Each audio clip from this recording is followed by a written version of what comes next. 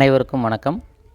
இன்றைக்கி நம்ம பார்க்க போகிற தலைப்பு, உங்கள் ரிமோட் கண்ட்ரோல் யார்கிட்ட கொடுத்துருக்கீங்க. அதாவது நம்மளுடைய உணர்ச்சி பூர்வமான கோபம், எரிச்சல், சந்தோஷம், அதுக்கப்புறம் வருத்தம், மன அமைதியின்மை, இந்த மாதிரியான நம்மளுடைய உணர்ச்சிகளுக்கான ரிமோட். ஏன்னா நம்மளுடைய உணர்ச்சிகள் தாங்க நம்மளை இயக்குது. வருத்தமாக இருக்கும்போது நம்ம செய்கிற செயல்கள் வேறு விதமான பலன்களை கொடுக்குது. சந்தோஷமாக இருக்கும்போது நம்ம செய்கிற செயல்கள் வேறு விதமான பலன்களை கொடுக்குது. ஒரே வேலையை இப்போ ஒரு ஆஃபீஸில் நீங்கள் ஒர்க் பண்ணுறீங்க. ரெகுலராக பண்ணக்கூடிய ஒரு ஒர்க்கே நீங்கள் சந்தோஷமாக பண்ணும்போது ஒரு 1/2 ஹவரில் கம்ப்ளீட் பண்ணுவீங்க. நீங்கள் கஷ்டத்தோடு பண்ணும்போது அது கிட்டத்தட்ட நாள் கணக்கில் போகிறதுக்கும் நிறைய வாய்ப்பு இருக்குது. ஸோ நம்ம எதனால் பாதிக்கப்படுறோம், நம்மளுடைய மனசை பாதிக்கக்கூடிய விஷயங்கள் என்ன? நம்ம மனம்தான் நமக்கான உத்வேகத்தை கொடுக்கக்கூடிய ஒரு மிகப்பெரிய விஷயம். இப்போ மற்றவங்க செய்கிற செயல்கள், இப்போது நம்மளுடைய நண்பர்கள் ஏதோ கிண்டல் பண்ணுறாங்க, இல்லை நீங்கள் ஒர்க் பண்ணுற ஆஃபீஸில் உங்களுடைய மேலதிகாரி உங்களை ஏதோ தேவையில்லாமல் குறை சொல்கிறாரு, நல்லவங்களுக்கு காலம் இல்லை அப்படின்ற ஒரு எண்ணத்தை உங்களுக்கு உருவாக்குற மாதிரியான செயல்கள் உங்களை சுற்றி நிறைய நடந்துக்கிட்டு இருக்கும். இப்போது ஒரு திறமை இல்லாத ஒருத்தரை பாராட்டுறதுக்கு வாய்ப்பு இருக்குது. நீங்கள் முழு திறமையோடு இருந்தும் அந்த பாராட்டை பெற தவறுறதுக்கும் நிறைய வாய்ப்பு இருக்குது. அந்த மாதிரியான சூழ்நிலைகளில் நீங்கள் எப்படி ரியாக்ட் பண்ணணும்? உங்களுடைய மனசை பாதிக்கக்கூடிய அந்த விஷயங்கள் உங்களை இயக்குது. அப்போது நீங்கள் அதுக்கு ரியாக்ட் பண்ணும்போது ஒன்று கெட்ட பேர் வாங்கிடுறீங்க, அல்லது நீங்கள் தகுதி இல்லாதவராக ப்ரொஜெக்ட் பண்ணப்படுறீங்க, உருவாக்கப்படுறீங்க. அந்த மாதிரி சூழ்நிலைகளில் நம்ம எப்படி ரியாக்ட் பண்ணலாம்? அதாவது ஒரு விஷயம் நடக்கும்போதே இந்த விஷயம் நடக்குது அப்படின்றத பார்க்கணும். கொஞ்சம் தள்ளி நின்று பாருங்கள். அது நீங்கள் உணர்ச்சி பூர்வமாக பார்க்காம, இப்போது நீங்கள் ஒரு அருமையான பதிவு போட்டிருக்கீங்க, உங்கள் ஃப்ரெண்ட்ஸுக்கு அதை ஷேர் பண்ணுறீங்க. அதை அவங்க பார்த்துட்டு ஒன்றும் கண்டுக்கவே இல்லை. உங்களுக்கு தெரியுது அது அருமையான பதிவு அப்படின்ட்டு. அதை யாரும் கண்டுக்கல. காலையில் எழுந்திரிச்ச உடனே எடுத்து பார்க்குறீங்க, என்னடா இது ஒரு லைக் கூட வரலையே அப்படின்னு ஆட்டோமேட்டிக்காக உங்களுக்குள்ளே ஒரு டென்ஷன் வருது. நீங்கள் போட்டுட்டீங்க, அது யாருக்கு போய் சேரணுமோ அது சேர்ந்துடும், அது என்ன வேலை செய்யணுமோ அதை செஞ்சிடும். இந்த மாதிரி மனநிலையை நீங்கள் வளர்த்துக்கிட்டிங்கன்னா, இந்த பதிவு மற்றவங்க பார்த்துட்டாங்களா பார்க்கலையா, அவங்க என்ன ரியாக்ட் பண்ணியிருக்காங்க அப்படின்றத தாண்டி அதுக்கு நாம் எப்படி ரெஸ்பாண்ட் பண்ணுறோன்ற நிலைமைக்கு வந்துட்டோம்.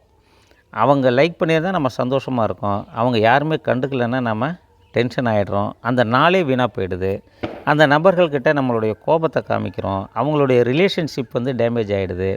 இதே மாதிரி வீட்லேயும் நீங்கள் ஒரு நல்ல விஷயம் பண்ணியிருப்பீங்க, உங்கள் மனைவியோ அல்லது உங்கள் பேரண்ட்ஸோ அல்லது உங்கள் குழந்தைகளோ அதை ரெகக்னைஸ் பண்ணாமல் இருக்கலாம். அதுக்காக அந்த செயல் சரியில்லாத செயல்னு மாறிடாது. அந்த மாதிரியான செயல்கள் நீங்கள் செய்யும்போது உங்களுடைய நீ ஏன்டா உனக்கேண்டா இந்த வேலைன்னு கேட்குறதுக்கும் உங்கள் ஃபேமிலி மெம்பர்ஸ் இருக்காங்க, உங்கள் ஆஃபீஸில் இருப்பாங்க, உங்கள் சொசைட்டி அந்த மாதிரி இருக்கலாம். ஒரு நல்லதை செய்கிறதுன்றது உண்மையாலுமே ரொம்ப கஷ்டந்தாங்க. அந்த மாதிரி நீங்கள் செய்யும்போது ரெகக்னைஸை எதிர்பார்த்து நீங்கள் அந்த வேலையை நீங்கள் செஞ்சிங்கன்னா கட்டாயம் உங்களுடைய மனநிலை பாதிக்கப்படும். அப்போது ஒரு சோஷியல் மீடியாவில் வர பிரச்சனைகளாக இருக்கட்டும், அல்லது முதன் மந்திரி இந்த மாதிரி பண்ணிட்டாரு, பிரதம மந்திரி இந்த மாதிரி பண்ணிட்டாரு, மினிஸ்டர் பண்ணிட்டாரு, நம்ம உயரதிகாரிகள் பண்ணுறாங்க, நம்ம கூட வேலை செய்கிறவங்க பண்ணுறாங்க, நம்ம ஃபேமிலி மெம்பர்ஸ் அகெயின்ஸ்டாக பண்ணுறாங்க, இந்த மாதிரியான விஷயங்கள் எல்லாம் கலந்து உங்களை கட்டாயம் மனநிலை சீராக இல்லாதவங்கள ஒரு மிருகமாக மாற்றுறதுக்கான நிறைய வாய்ப்புகள் இருக்குது. ஸோ உங்களுடைய ரிமோட் கண்ட்ரோல் பார்த்திங்கன்னா இவங்கக்கிட்ட தான் இருக்கும், உங்கள்கிட்ட இருக்காது. ஒரு சோஷியல் மீடியாவில் ஒரு அவதூறான ஒரு செயல் நடந்திருக்கு அப்படின்னு ஒரு நியூஸை பார்த்திங்கன்னா நீங்கள் கொதிக்க ஆரம்பிச்சிருவீங்க. ஏன்னா நீங்கள் கொதிக்கிறதுனால அந்த செயல் தடுக்கப்படுமா அப்படின்றத கட்டாயம் நீங்கள் யோசனை பண்ணணும். நீங்கள் கரெக்டாக இருக்கிறதுக்கு முயற்சி பண்ணிங்கனாவே இந்த சமுதாயம் கொஞ்சம் கொஞ்சமாக மாறுறதுக்கு வாய்ப்பை கொடுங்க, மாறும். அதே மாதிரி உங்கள் ஃபேமிலியும் நீங்கள் ஒரு விஷயத்தை பர்ஃபெக்டாக பண்ணலாம், உங்கள் வீட்டில் இருக்க எல்லோரும் அதே பர்ஃபெக்ஷனோடு அந்த விஷயத்தை பண்ணணுன்றது கட்டாயம் கிடையாது. ஏன்னா ஒவ்வொருத்தர் வளர்ந்த சூழ்நிலை, அவங்க அனுபவங்கள், அவங்களுடைய மனநிலை, அவங்க பாதிக்கப்படுற விஷயங்கள், இதெல்லாம் சேர்ந்து தான் ஒரு மனிதனுடைய செயலை தீர்மானம் பண்ணுது. ஸோ அவங்க செயலை மாற்றுறது, அவங்க செயலில் குற்றம் கண்டுபிடிக்கிறது, அவங்களுக்கு நீங்கள் ரியாக்ட் பண்ணுறது, இந்த மாதிரியான வேலைகளை எல்லாம் நம்ம தொடர்ச்சியாக பண்ணும்போது என்ன ஆகும்னா, நம்ம மனநிலை பாதிக்கப்பட்டு நாம் நம்மளுடைய செயல்களை கரெக்டாக செய்ய முடியாத ஒரு சூழ்நிலை வந்துடும். அதனால் ஒரு விஷயத்தை செய்கிறீங்க, உங்கள் அளவுக்கு பர்ஃபெக்டாக மற்றவங்க இருக்கணும்னு எதிர்பார்க்காதீங்க. நீங்கள் அந்த வேலையை திறமையாக செய்யுங்க. அதற்கான பாராட்டை எதிர்பார்க்காம நீங்கள் பாட்டுக்கும் உங்கள் வேலையை செஞ்சுட்டு போயிட்டே இருந்தீங்கன்னா, அது பெர்ஃபெக்ஷனும் கரெக்டாக இருக்கும், வேலையும் கம்ப்ளீட் ஆகும். இந்த எரிச்சல் எப்படி வருது அப்படின்னு சயின்டிஃபிக்காக பார்த்தோன்னா, ஒரு காலகட்டத்தில் மனிதனுக்கு விலங்குகளாக தான் வாழ்ந்துக்கிட்டும் இருந்தோம். அப்போது ஏதோ ஒரு அசந்தர்ப்பமான சூழ்நிலை, ஒரு மிருகம் நம்மளை தாக்க வருது அப்படின்னா, ஒரு அலர்ட்னஸ்க்காக பிரெயினில் நம்மக்கிட்ட ஒரு சென்டர் இருக்குங்க. அந்த சென்டர் தான் ஒரு அலர்ட்டை கொடுக்கும். ஒரு புலி வருது, ஒரு பாம்பு வருதுன்னா, நமக்கு உடனே ஓடக்கூடிய ஒரு சக்தியவும், அதை ரியாக்ட் பண்ணக்கூடிய சக்தியவும் அந்த பிரெயினில் இருக்கக்கூடிய ஒரு சென்டர் நமக்கு கொடுக்குது. அது நாளாக நாளாக நம்ம இப்போ டவுனில் இருக்கோம், பாதுகாப்பான சூழ்நிலையில் இருக்கோம். அப்படி இருந்தாலும் கூட அந்த அலர்ட்னஸ், அந்த எச்சரிக்கை உணர்வு வேறு மாதிரி இப்போது டைனமிக் மாறிடுச்சு. அது எப்படின்னா, நம்மளை யாரும் கண்டுக்கிறதில்ல, நம்ம மேலே யாரும் அக்கறை செலுத்துறதில்ல, நம்ம செயல்கள் அங்கீகரிக்கப்படலை. அப்படிங்கும்போது அந்த சென்டரில் இருக்க கெமிக்கல் செக்ரேட் ஆகி, கார்டிசோன் செக்ரேட் ஆகி உங்களை கொதிப்படைய வச்சிருது. நீங்கள் கொதிப்படையும் போது என்ன நடக்கும்னா, உங்களுடைய உள்ளுறுப்புகளும் டேமேஜ் ஆகும், அதே மாதிரி உங்களுடைய செயல்களும் மாறுபாடு அடைஞ்சிரும். இதனால் உங்களுடைய உடல்நலன் கெடுறது இல்லாமல் உங்களுடைய செயல்களும் தப்பாக போக நிறைய வாய்ப்பு. ஒரு டிரைவ் பண்ணிக்கிட்டு இருக்கீங்க, உங்களோட ஒய்ஃபுக்கும் உங்களுக்கும் ஒரு வாக்குவாதம், உங்கள் பசங்க பிடிச்ச பாட்டை பாட சொல்கிறாங்க, அந்த பாட்டு உங்களுக்கு பிடிக்கல, நீங்கள் எனக்கு பிடிச்ச பாட்டை தான் போடுவேன்றீங்க. அந்த மாதிரி சூழ்நிலையில் ரோட்டில் கவனமே செலுத்த முடியாமல் எவ்வளவோ ஆக்சிடெண்ட்ஸ் இந்த மாதிரியான செயல்கள் தப்பிதமாக நடக்கிறதுனால வரக்கூடிய வாய்ப்பு நிறைய இருக்குங்க. அதனால் விழிப்புணர்வோடு இருக்கிறதுக்கு கற்றுக்கணும். நமக்கு இந்த சென்டரை எப்படி நம்ம மாற்ற முடியும்னா, விழிப்புணர்வு தான். கோபம் வருது அப்படின்றத நீங்கள் பார்க்கணும். கோபமாக இருக்கேன் அப்படின்றத தாண்டி, ஏன்னா நீங்கள் ரியாக்ட் பண்ண ஆரம்பிச்சிட்டிங்க. கோபமாக இருக்கேங்கும்போது நீங்கள் ரியாக்ட் பண்ண ஆரம்பிச்சிட்டிங்க. அதுக்கு ஒரு செகண்ட் முன்னாடி எனக்கு கோபம் வருதுப்பா, இதை நான் என்ன பண்ணுறது, எப்படி இதை சேனலைஸ் பண்ணுறது அப்படின்றத யோசனை பண்ண ஆரம்பிச்சிங்கன்னா, அந்த சென்டரே உங்களுக்கு ஹெல்ப் பண்ணும். மூளையே நமக்கு ஹெல்ப் பண்ணும். இந்த மாதிரி ரியாக்ட் பண்ணு, அந்த மாதிரி ரியாக்ட் பண்ணு அப்படின்னு ஃப்ராக்ஷன் ஆஃப் செகண்டில் அது உங்களுக்கு, ஏன்னா எவ்வளவோ ஆக்சிடெண்ட்ஸு ஃப்ராக்ஷன் ஆஃப் செகண்டில் தவிர்க்கப்படுது. இதை நாமளே நிறைய பார்த்துருக்கோம். ஸோ நம்மளுடைய செயல்களும் அந்த செகண்டில் உடனடியாக மாறிடும், சூழ்நிலையே மாறிடும். உங்களுக்கு எதிரியாக இருந்தால் கூட அவங்கள நண்பனாக்கிக்கிறதுக்கு இது ஒரு அருமையான ஒரு டெக்னிக். விழிப்புணர்வு. நமக்கு கோபம் வர்றதுக்கு முன்னாடி, வருத்தம் வர்றதுக்கு முன்னாடி, இதனால் நம்ம பாதிக்கப்படுறதுக்கு முன்னாடி ஒரே ஒரு செகண்ட் நீங்கள் அதை பார்த்துட்டிங்கன்னா, ஆட்டோமேட்டிக்காக உங்களுடைய செயல்களும் எண்ணங்களும் கட்டாயம் மாறிடுங்க. அதே மாதிரி நீங்கள் மற்றவங்களுக்கு உங்களை நிரூபிக்க வேண்டிய அவசியமே கிடையாது. ஏன்னா இப்போது ஒரு தேனீ இருக்குது. என்னோடய நண்பர் இன்றைக்கி காலையில் இந்த மெசேஜ் எனக்கு அனுப்பிச்சிருந்தார். அதனுடைய இம்பேக்ட் தான் இது. ஒரு தேனீ இருக்குது, அது சுறுசுறுப்பாக போய் தேன் எடுக்குது. அதே குடும்பத்தை சேர்ந்தது தான் ஈயும். பெருசாக ஒன்றும் வித்தியாசம் இருக்காது. ஆனால் ஈ சாக்கடையில் தன்னுடைய தேவைகளை தேடுது. தேனீ பூக்கள் கிட்ட தன்னுடைய தேவைகளை தேடுது. தேனீ நான் செய்கிறது நல்லது அப்படின்றத ஈக்கள் கிட்ட போய் நிரூபிக்க வேண்டிய அவசியம் கட்டாயம் கிடையாது.